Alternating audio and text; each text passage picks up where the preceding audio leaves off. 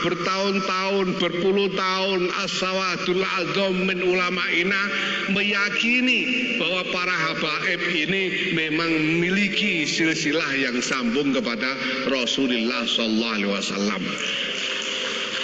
Mari kita ikut saja. Soal ribut-ribut nasab itu saya milih husnudon, saja, karena husnudon itu tidak ada ruginya. Kitab sezaman yang jadi sumber mana ya tidak usah ditulis, apalagi dites di DNA segala macam ya. Assalamualaikum warahmatullahi wabarakatuh. Dalam polemik nasab, Bapak Yahya Khalil Stakuf menyatakan bahwa nasab Ba'alawi tersambung dengan Rasulullah Shallallahu Alaihi Wasallam dan mengingkari ikhtiar ilmiah dari Kiai Imaduddin Banten.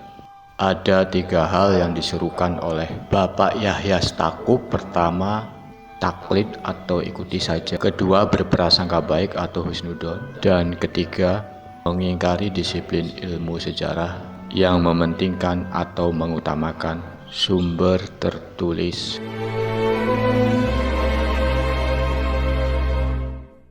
Mari kita ikuti saja. Senang tidak senang, setuju tidak setuju, pada saat as-sawadul azam minal ulama ini sudah menetapi sesuatu bersama-sama, mari kita ikuti saja. Ya, dan tidak usah mempersoalkan macam-macam. Supaya apa? Supaya jangan sampai kita kualat. As-sawadul azam min ulama'ina, bahkan mungkin sebetulnya bukan hanya as-sawadul azam, tapi keseluruhan dari ulama kita telah berijma menerima dan mengesahkan keberadaan Negara Kesatuan Republik Indonesia berdasarkan Pancasila dan Undang-Undang Dasar 1945 bersendikan Bhinneka Tunggal Ika. Mari kita ikut saja.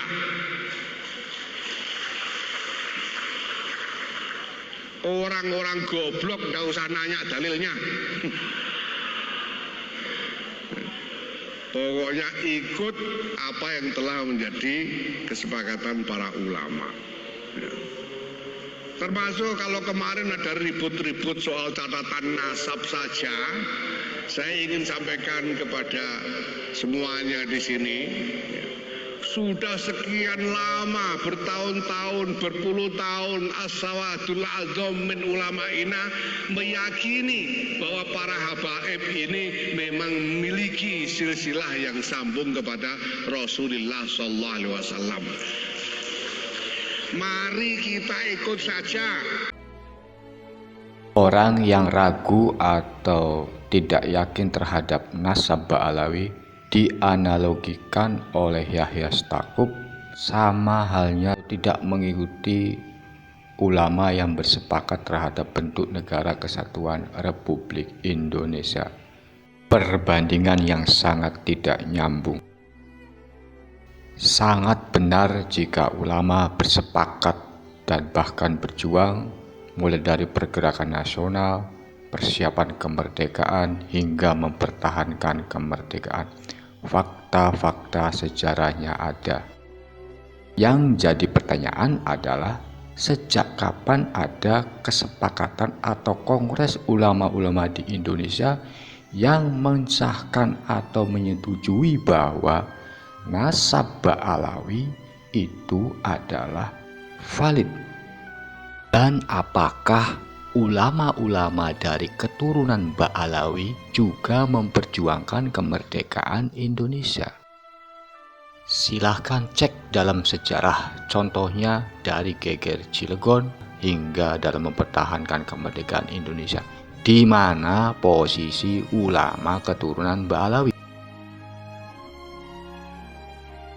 Tidak heran jika Soekarno pernah berujar bahwa kaum Hadramautisme sangat bertele-tele dalam sikap menuju kemerdekaan Indonesia. Perlu diketahui bahwa penolakan kultus kaum Ba'alawi atau kerajaan spiritual Ba'alawi sudah ada sejak 1913 atau 53 tahun sebelum Bapak Yahya Stakuf lahir, yang dipelopori oleh ulama Kiai Ahmad Surkati, pendiri dari perguruan Al-Irsyad.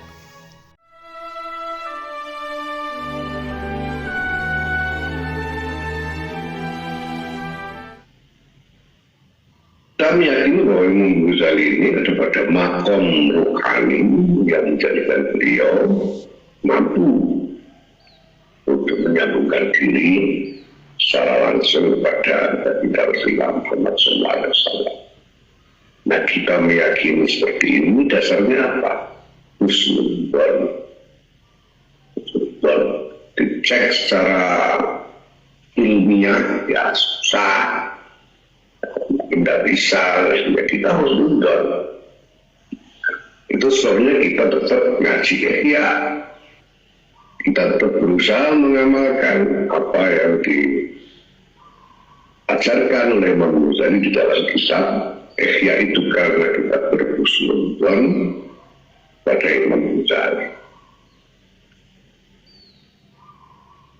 dengan mengharapkan barokah dari ngaji kita atas kitab-kitab Imam Ghazali itu. Nah, kalau ada yang kemudian tidak mau percaya, tidak mau berhusnudzon kepada Imam Ghazali, ya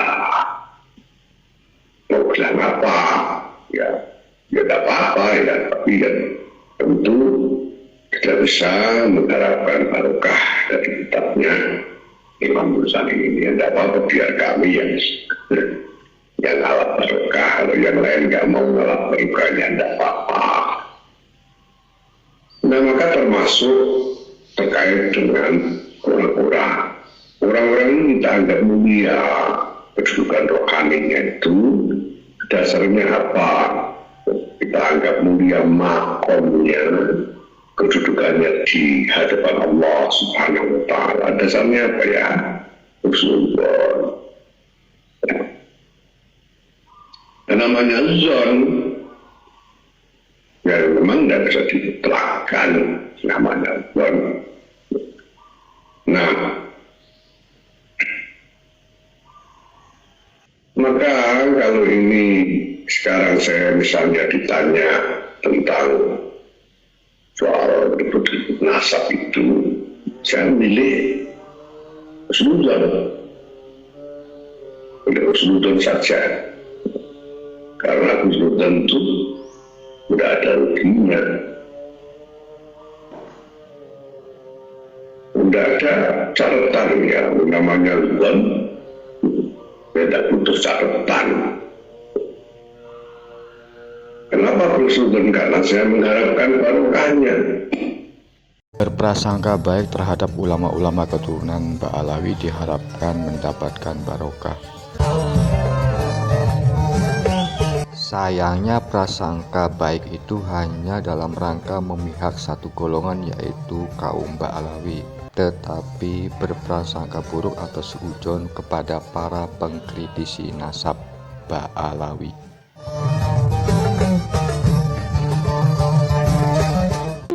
Sekarang ribut-ribut silsilah Ba'alawi itu barang kuno sebetulnya. Dulu itu saja Kiai Bisri itu pernah menulis silsilah wayang, mulai Abimanyu bin Arjuna bin Pandu bin Sentanu bin ngantek Sang Hyang Wenang itu ditulis oleh silsilah wayang jadi kitab.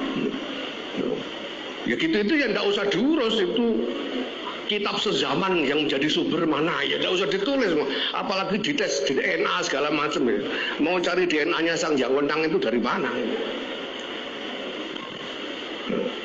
Ada namanya kitab andeng-andeng, ditulis oleh Kiai Bisri, sailingnya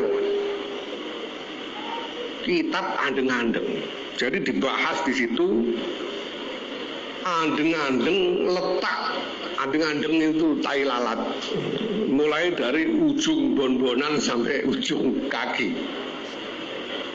Kalau orang andeng-andengnya di bon-bonan itu wataknya biasanya begini.